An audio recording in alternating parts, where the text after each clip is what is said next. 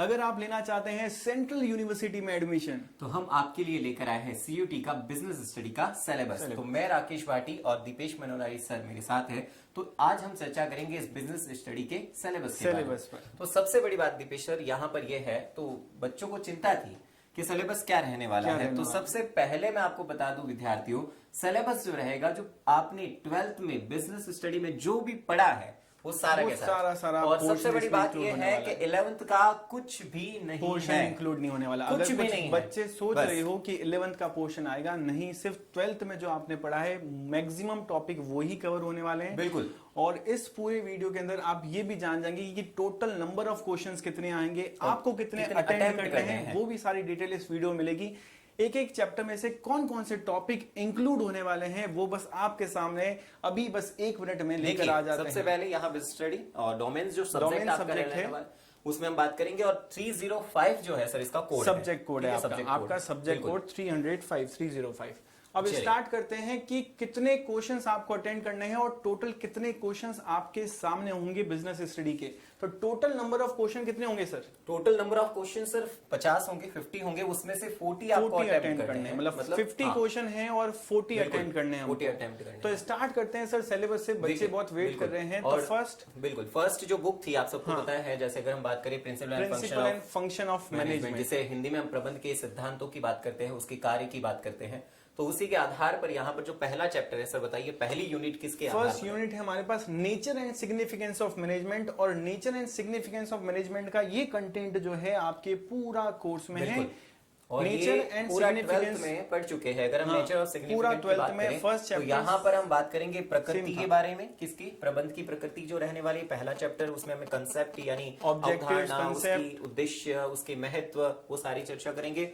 उसके बाद हम यहाँ पर सर देखेंगे नेचर ऑफ मैनेजमेंट। ठीक है, उसकी जो प्रकृति रहती है, जैसे हम हिंदी में बात करें तो यहाँ पर साइंस की बात करते हैं, यानी विज्ञान की, कला की और पेशे की बात, मतलब कि management as a science, management as a art, management as a profession, क्या होता है नेचर एक्चुअली मैनेजमेंट का, वो समझने वाले हैं। उसके साथ साथ जो लेवल्स ऑफ मैनेजमेंट है उसको भी हम अच्छे से डिस्कस करने वाले हैं। लेवल सबको पता है वैसे, टॉप लेवल, मिडिल लेवल जिसे हम कहते हैं, फर्स्ट लेवल जिसमें हम बात करते हैं, जिसमें उच्च स्तरीय, मध्य स्तरीय, निम्न स्तरीय। और सबसे अच्छी बात आपके लिए क्या है विद्यार्थियों, ये ध्यान देना है, मैं हिंदी मीडियम और सर इंग्लिश मीडियम पढ़ाने वाला हूँ। सर आपको व्यवसाय अध्ययन पढ़ाने में वाले हैं और मैं आपको बिजनेस स्टडी पढ़ाने वाला हूँ।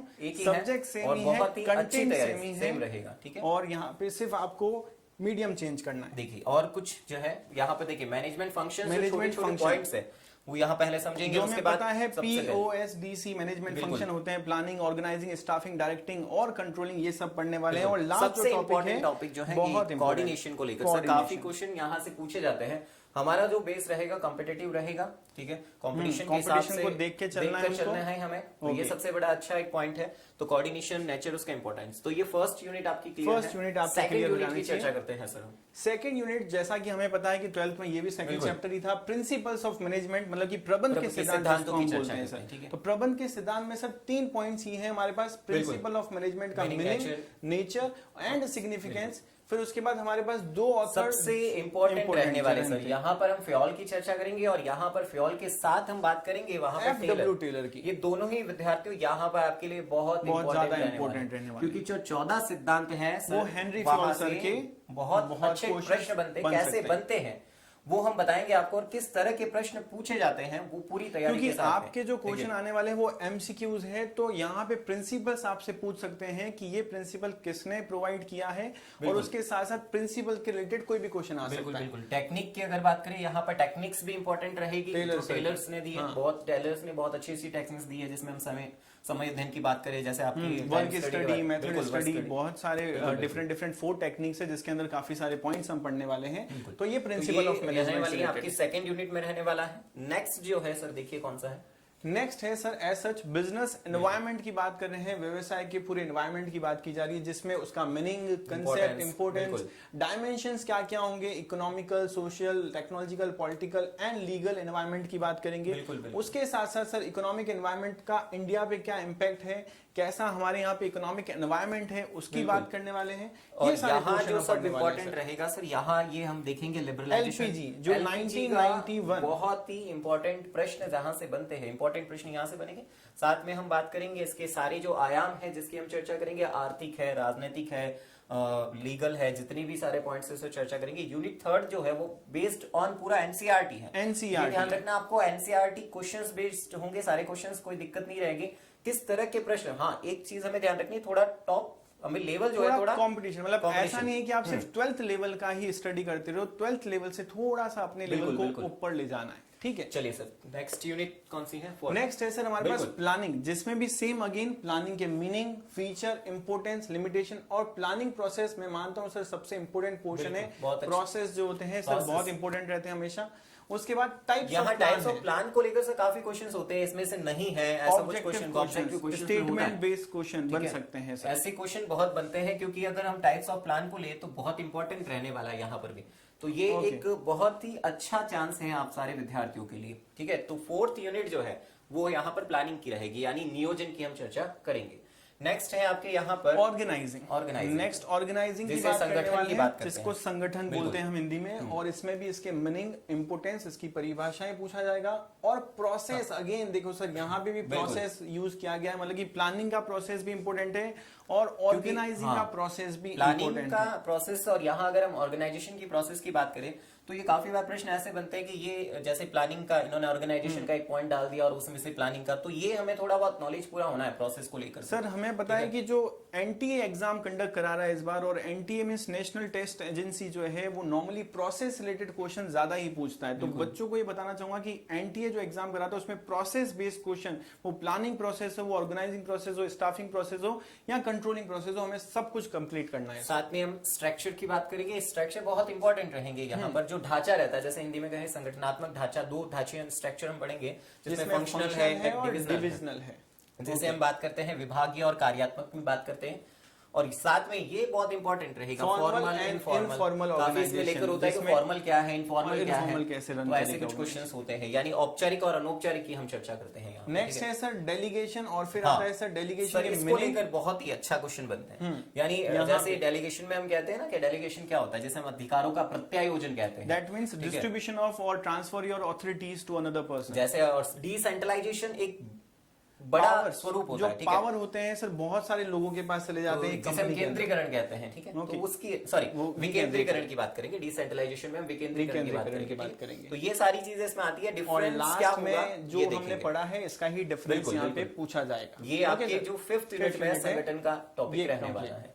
चलिए आगे बढ़िए। और 6 यूनिट की बात करें सर, 6 यूनिट है स्टाफिंग, मतलब कि स्टाफिंग के again meaning, needs, important, process, ये सारे पॉइंट्स अगेन हम पढ़ने वाले हैं। और प्रोसेस यहाँ पे भी आपको दिख जाएगा। और एचआरएम यहाँ पर एक ह्यूमन रिसोर्स की बात की जा रही है। ह्यूमन रिसोर्स, हर एक कंपनी, हर एक ऑर्गेनाइजेशन को ह्यूमन रिसोर्स की जरूरत होती है। तो उस ह्यूमन रिसोर्स का मैनेजमेंट कैसे होगा सर, यही बताया जाएगा। और क्या क्या आएगा सर इस चैप्टर साथ में हम बात करेंगे यहाँ पर भर्ती की, सिलेक्शन, यानी यहाँ पर हम बात करेंगे चयन की, जिसके बारे में हम बात करते हैं सारी। यहाँ पर ये सोर्स जो रहने वाले हैं सर, इंटरनल और रिक्रूटमेंट के जो सोर्स हैं, हमने 2 सोर्स पढ़े हैं क्लास 12 में, internal, external source of recruitment, वो यहाँ पर बहुत इंपॉर्टेंट है। यहाँ से क्वेश्चन बनेंगे, क्योंकि कौन सा इंटरनल है, कौन सा एक्सटर्नल है, वहां से ऑब्जेक्टिव क्वेश्चन बन सकता है। चलिए लास्ट सर जो T&D है, ट्रेनिंग एंड डेवलपमेंट की हम बात कर रहे हैं, उसके भी मीनिंग, नीड्स और उसके जो मेथड्स होते हैं, ट्रेनिंग के जो मेथड्स होते हैं, वो भी की बात करते हैं। क्वेश्चन यहाँ पे अराइज हो सकता है।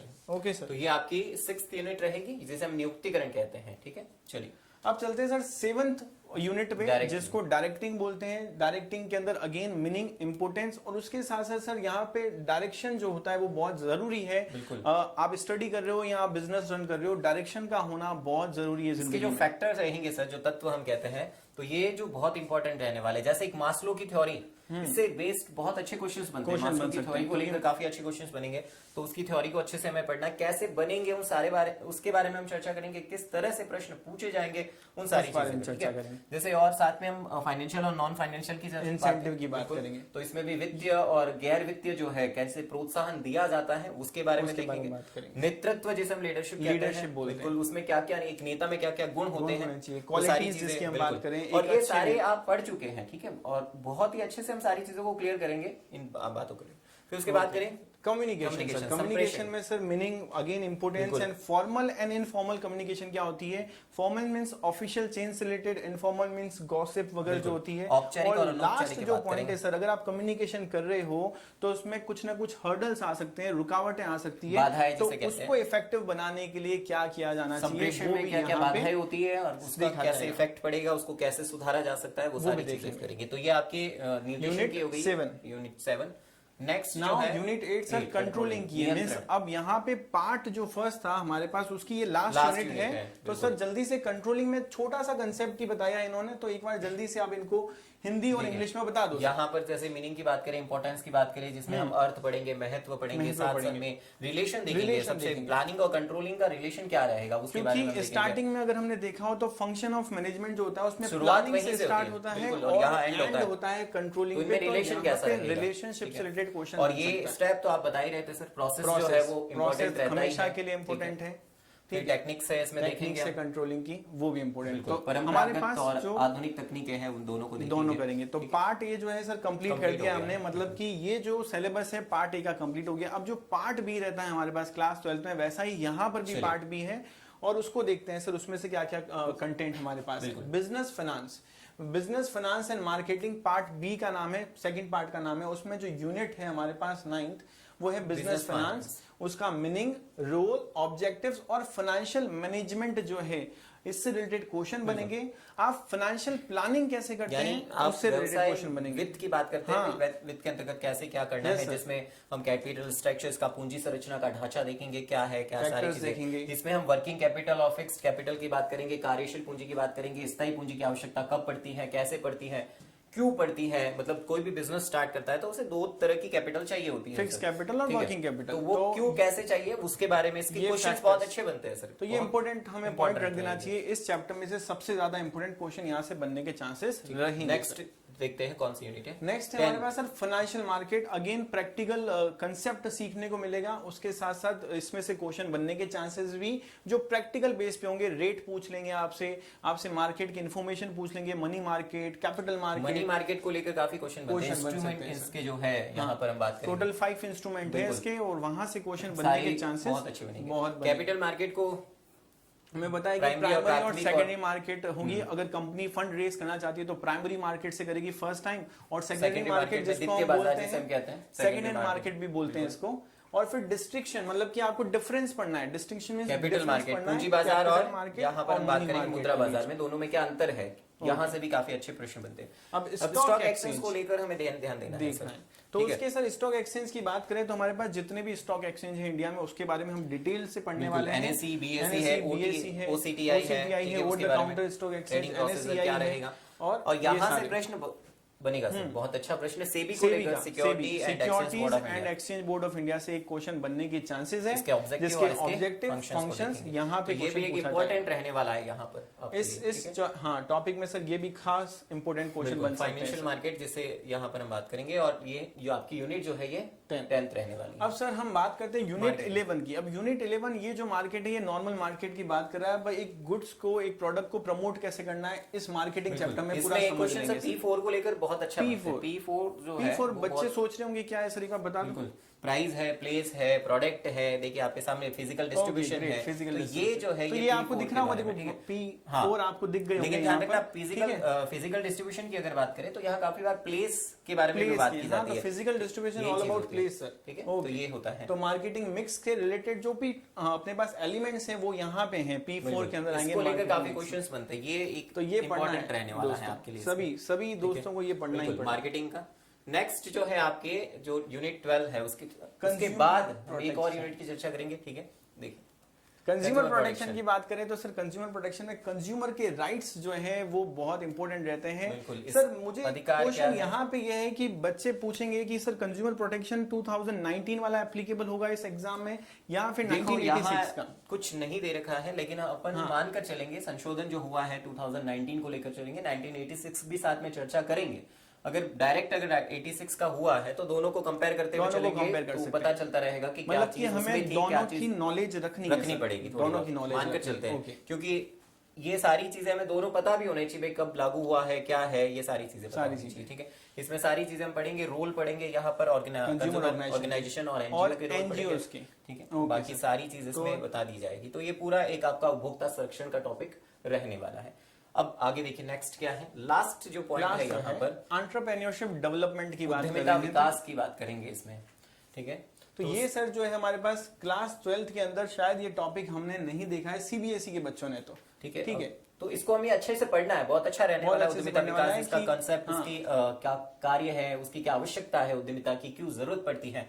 क्योंकि कोई भी व्यक्ति जब सर बिजनेस शुरू करता है तो एक शुरुआत जो होती है उसके लिए बहुत इंपॉर्टेंट होती है, वो कैसे करे, क्या करे, उसके बारे में हम क्या करेंगे, यहाँ पढ़ने देखेंगे। हमारे प्रधानमंत्री भी जो हैं वो उद्यमिता पे ज्यादा जोर दे रहे हैं, तो ये टॉपिक एक हिसाब से बहुत उनकी तरफ से इम्पोर्टेंट रहने वाला है। बिल्कुल बिल्कुल। तो यहाँ पर हमने सर पूरा सिलेबस जो था सीयूईटी बिजनेस स्टडी का सिलेबस, तो अब फिर इंतजार बिल्कुल नहीं करना है, क्योंकि अब चाहिए सर सेंट्रल यूनिवर्सिटी में एडमिशन, और उसको पाने के लिए पूरी जान लगा देंगे, पूरी मेहनत करेंगे, कोशिश कर लेंगे, पूरी रहेगी। आपकी मेहनत हमारे से 4 गुना होनी चाहिए। हम और ज्यादा मेहनत करेंगे जब आप और ज्यादा हमें यहाँ पर क्या करेंगे, मोटिवेट करते रहेंगे, और इसी तरह से हम आपके लिए और भी बहुत सारी चीजें लेकर आते रहेंगे। तो सर So till then मिलेंगे फिर नेक्स्ट वीडियो में। Till then just you have to take care of yourself, take care of your parents. Till then take care. Bye bye.